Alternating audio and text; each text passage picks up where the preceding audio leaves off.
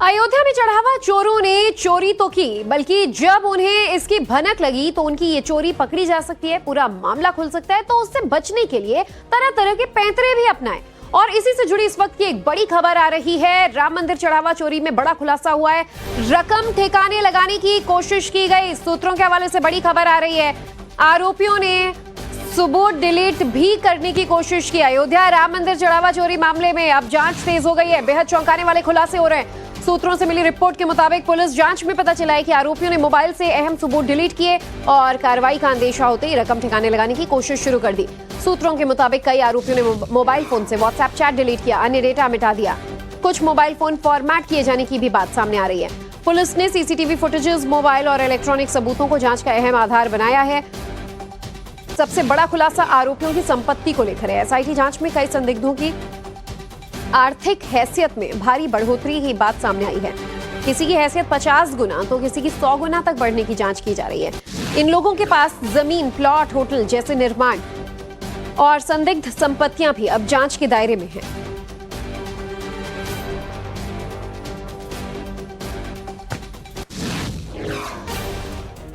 बड़े खुलासे लगातार हो रहे हैं चंदा चोरी पर। हम आपको एक एक कर डिटेल समझाते हैं कि कैसे आरोपियों ने बचने के लिए तरह तरह के पैतरे आजमाए हैं। चढ़ावा चोरी का सबूत मिटाने की कोशिश इन आरोपियों ने की, जैसे इनको भनक लगी कि अब जांच हो सकती है। आरोपियों ने सबसे पहले तो अपने अपने मोबाइल डेटा को डिलीट कर दिया ताकि एजेंसियों को कोई जानकारी ना लगे, इनके चैट सामने ना आए। और इसीलिए जो रकम थी चोरी की उसको भी ठिकाने लगाने की कोशिश इन लोगों ने शुरू कर दी। इन आरोपियों ने पिछले कुछ दिनों में व्हाट्सएप चैट्स और फोन का बाकी का डेटा मिटा दिया है, जिसमें लेन देन के ट्रांजैक्शंस मौजूद रहे हो, रिकॉर्ड्स मौजूद रहे हो, और कुछ मोबाइल फोन को पूरी तरह फॉर्मेट कर दिया। देखिए, खबर सामने आने के बाद तुरंत ऐसा नहीं है कि इनसे पूछताछ शुरू हो गई थी, तो कुछ वक्त था इन लोगों के पास और ऐसे में फोन भी फॉर्मेट कर दिया, ये सोच के कि शायद जांच एजेंसियों के हाथ फोन से कोई डेटा ना लगे।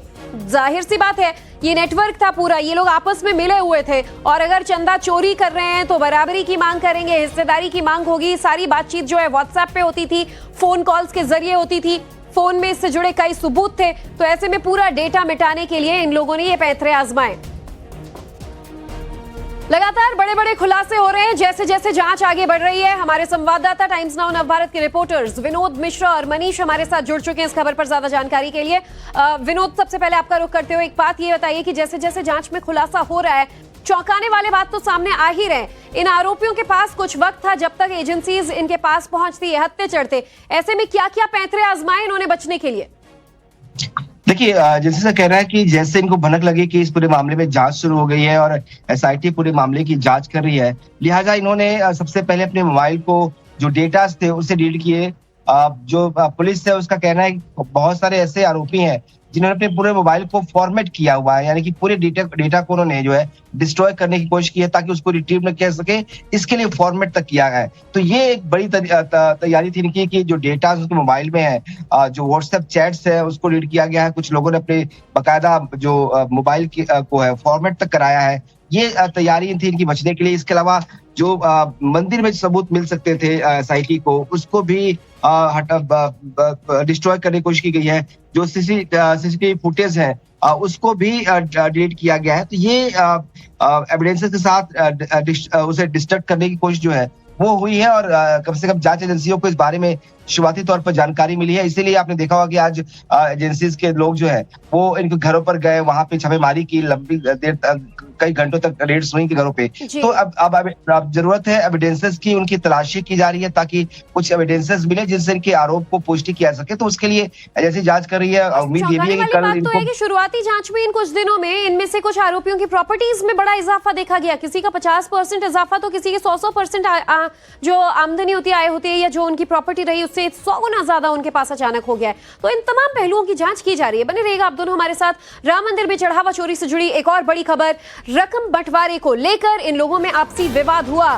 सोर्सेज से जो खबर आ रही है कि इस आपसी विवाद के बाद ही इनके खेल का पर्दाफाश होना शुरू हुआ। बताया जा रहा है कि चोरी की रकम इतनी ज्यादा थी कि हर कोई उसको चुराने में अपनी भूमिका ज्यादा बता रहा था और फिर रकम से बड़ा हिस्सा मांग रहा था।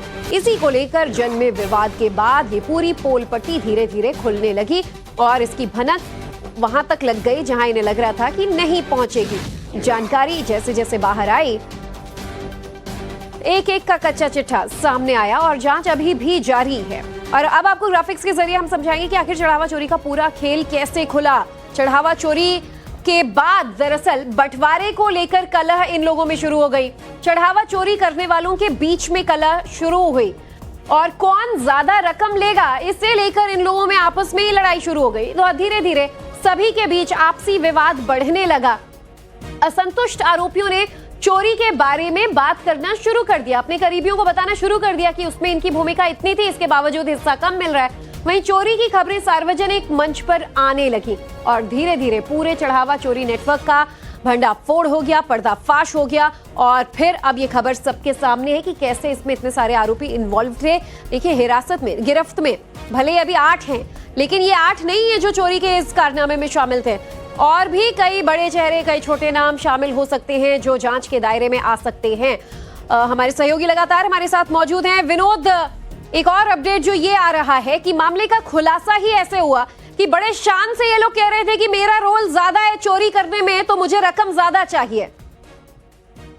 बिल्कुल, सोर्सेस का दावा है कि ये जो 8 लोग थे, इनमें से 6 लोग खास तौर पर जो चोरी को अंजाम देते थे, जो पैसे निकालते थे, जिनके हिस्से में डोनेशन को चोरी करना था, वो अपना हिस्सा ज्यादा मांगते थे। जबकि टिन्नू यादव जो इस पूरे गैंग का एक तरह से सरगना कह सकते हैं, वो अपनी हिस्सेदारी ज्यादा मांगता था। और ये इसीलिए एक करीब 2-2.5 साल से ये पूरा गेम चल रहा था इनका। लेकिन फ्रैक्शन तब शुरू हुआ जब अपने हिस्सेदारी जो बढ़ाने की बात होने लगी, क्योंकि भूमिका कैसी थी और उस हिसाब से वो अपनी जो हिस्सेदारी है वो बढ़ाने की बात करने लगा। और इसी को लेकर जो है इनके बीच थोड़ी कहासुनी भी कई मौके पे हुई है। और शायद यहीं से ये खबरें जो है, इन्हीं में से किसी ने कहीं बातें कही और ये धीरे धीरे लीक होनी शुरू हुई। तो जो ट्रस्ट को शुरुआती दौर में पता चला था, वो इनमें से ही कुछ लोगों के द्वारा किसी जिक्र करने के बाद ही इस बात का खुलासा हुआ। और उसके बाद से पूरा मामला सामने आया कि शायद कुछ चोरी हो रही है और उसके बाद ही वो हिडन कैमरे लगाए गए और जिसमें ये चोरी पकड़ी गई।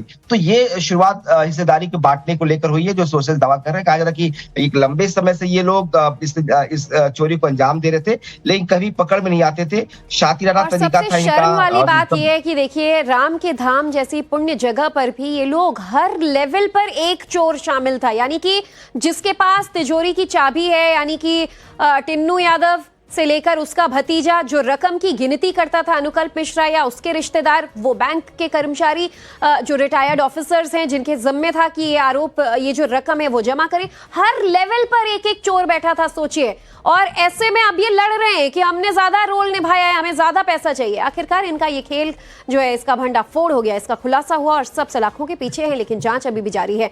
वहीं पुलिस को आरोपियों के घर से कुछ कागजात भी मिले हैं। सूत्र बता रहे हैं कि अनुकल्प और रमाशंकर मिश्रा के घर से कागजात जब्त किए गए हैं। ये कैसे कागजात है, इसमें क्या डेटा है, ये भी अभी सामने आएगी बात। पुलिस इन दस्तावेजों का मिलान जो है वो बैंक खातों के डिटेल से करेगी, ताकि पता लग सके कि उनके माध्यम से किस किस को धनराशि मिली है।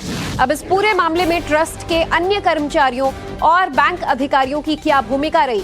जांच एजेंसियां इन दस्तावेजों के आधार पर मनी ट्रेल को स्थापित करने की कोशिश कर रही हैं। सूत्रों का यह भी कहना है कि मामले से जुड़े कई अन्य महत्वपूर्ण दस्तावेज अलग अलग स्थानों से भी बरामद किए जा सकते हैं। तो आज देखिए, आपने देखा होगा सुबह से ही पुलिस एक्टिव मोड में है। जितने भी आरोपी हैं, इन सब के ठिकानों पर पुलिस की टीम पहुंची है। अयोध्या से मनीष यादव हमारे साथ जुड़ चुके हैं।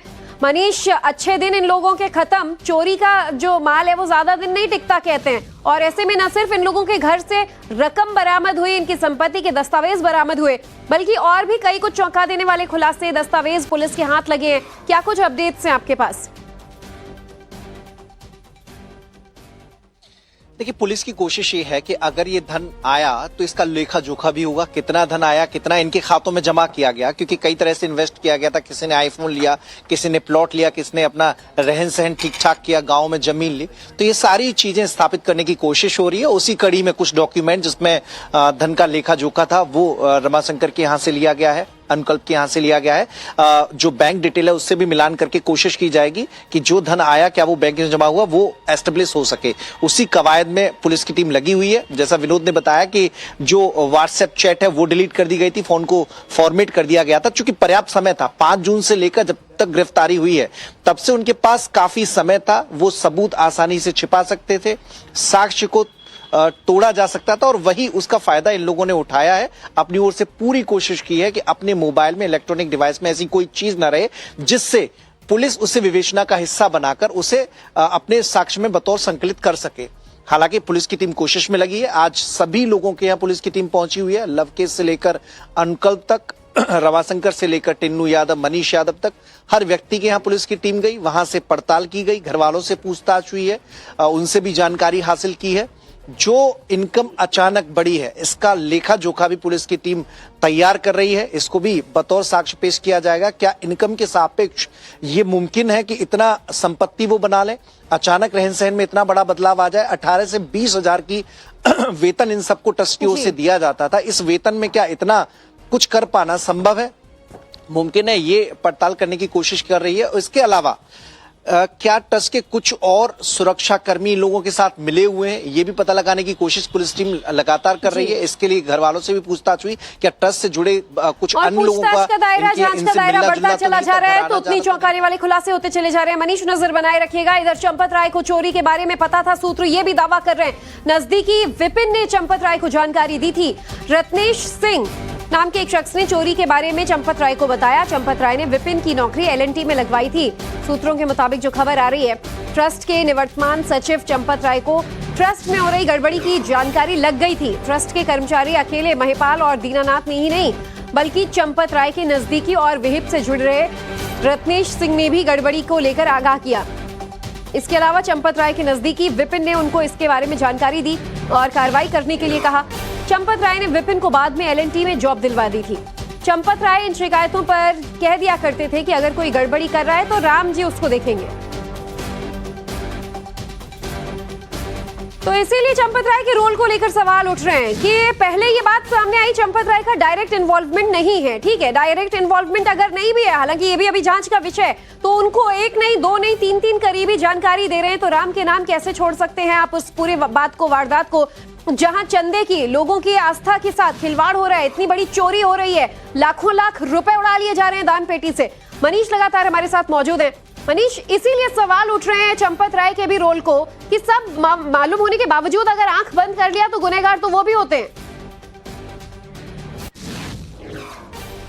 देखिए, बिल्कुल लापरवाही का उतना ही जिम्मा होता है। जब महिपाल जानकारी दे रहे हैं, दीनानाथ ने शिकायत की कि गड़बड़ी चल रही है और गड़बड़ी पर ध्यान देने की बहुत जरूरत है। विहिप से जुड़े हुए रत्नेश सिंह और चंपत राय के नजदीकी भी हैं, उन्होंने भी आगाह किया कि यहाँ पर ये जो चीजें चल रही हैं वो ठीक नहीं है। चढ़ावा चोरी में कुछ ऐसी चीजें हैं जो असामान्य हैं, जितना चढ़ावा आ रहा है उतना बैंक में जमा नहीं हो रहा। ये खुलकर रत्नेश सिंह ने बोला, चंपत राय को जानकारी दी। इसके अलावा विपिन सिंह एक शख्स थे, वो भी चंपत राय के करीबियों में शामिल थे और बाद में एलएनटी में वो उन्होंने जॉब भी चंपत राय ने दिलवाई।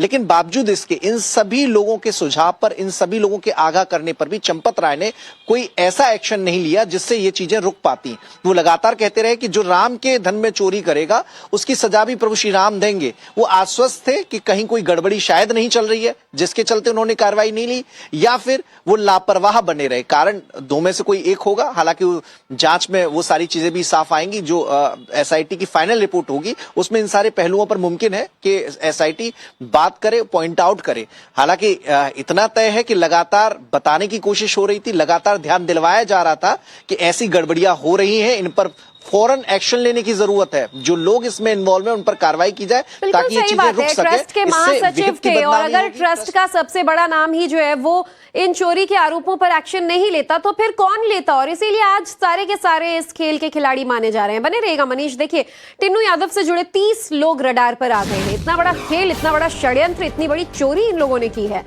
नेटवर्क भी उतना ही बड़ा है। एसआईटी के रडार पर टिन्नू के नेटवर्क के अब 30 लोग आ गए हैं। एसआईटी जांच में कई संदिग्धों की आर्थिक हैसियत में भारी बढ़ोतरी की बात कही जा रही है। एसआईटी के जो ऑफिसर्स हैं वो हैरान सवाल पूछ रहे हैं। जिसके पास 100 रुपया था उसके पास सोचिए उसका 100 गुना ज्यादा यानी हजार रुपए हो गया होगा।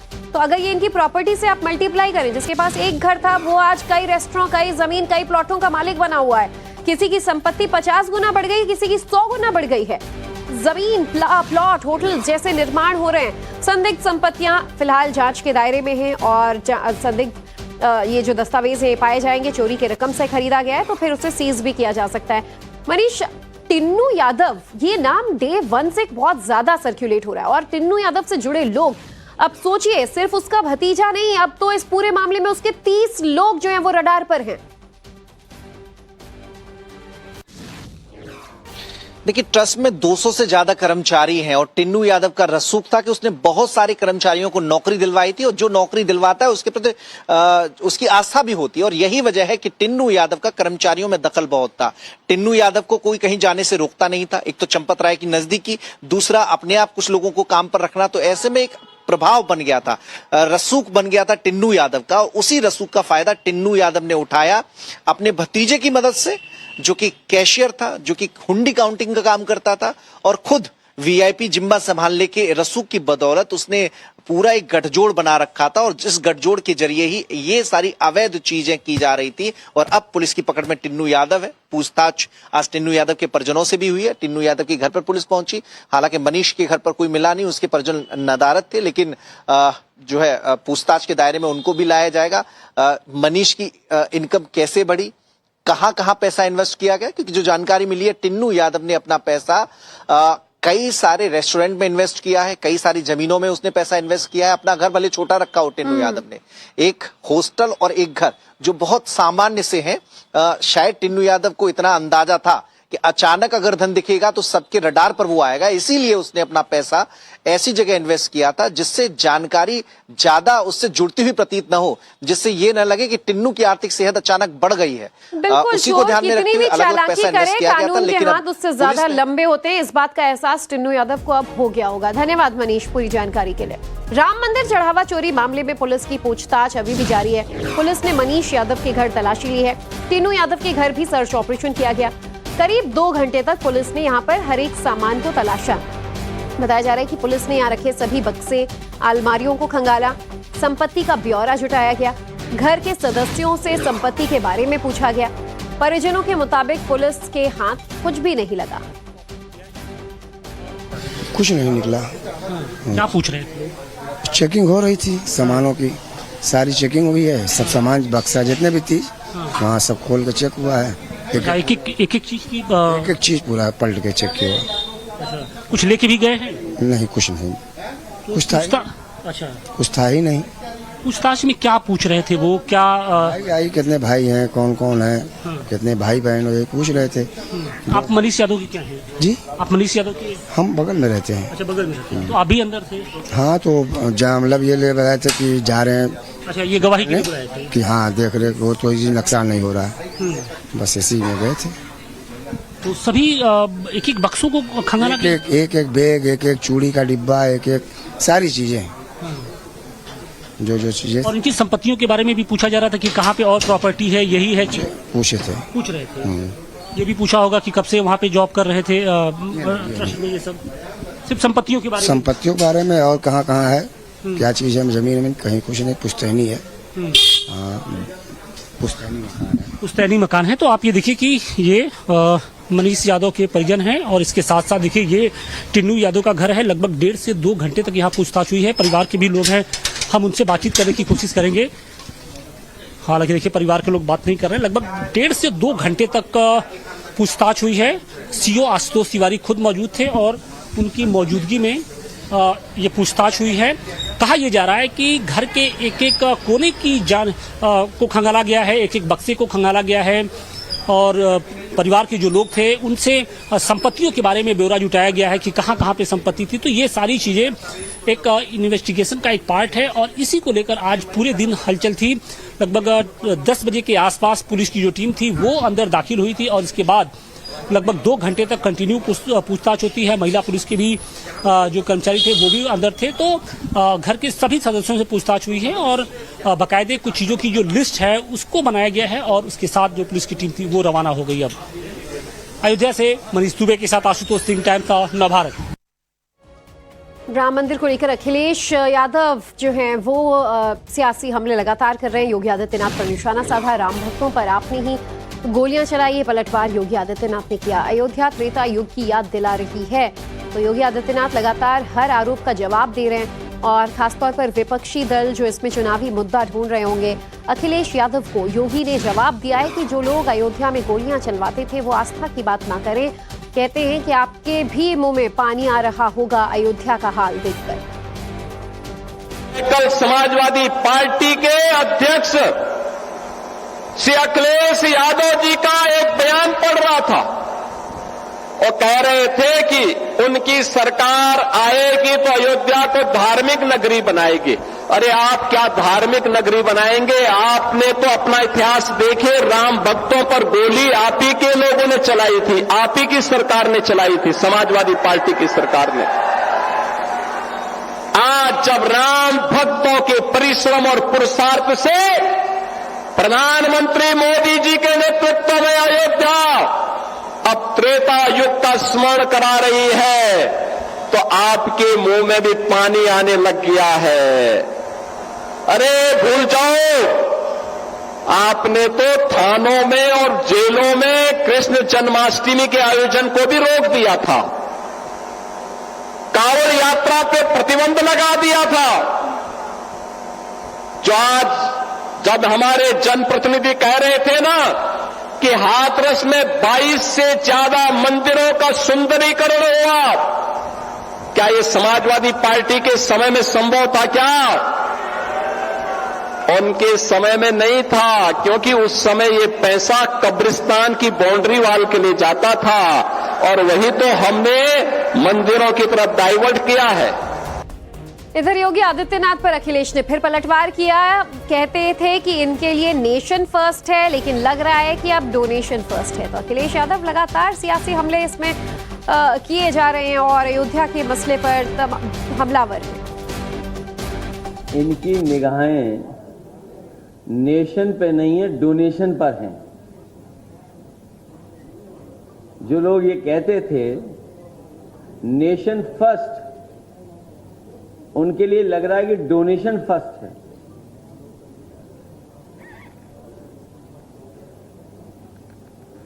और समाजवादी पार्टी इस बात को मानती है कि जिन लोगों ने भी इस तरह का किया है, आस्था और हमारी श्रद्धा से खिलवाड़, ये कभी कोई सोच नहीं सकता था। मर्यादा पुरुषोत्तम राम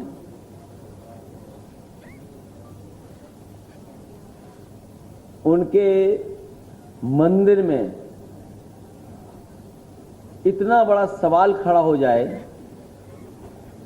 कि बहुत सारे न्यूज चैनल, दाना गाना वाले भी आज सवाल पूछ रहे हैं।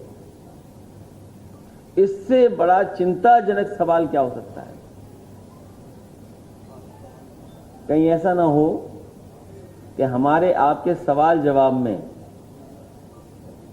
जो पेपर लीक है वो सवाल न दब जाए।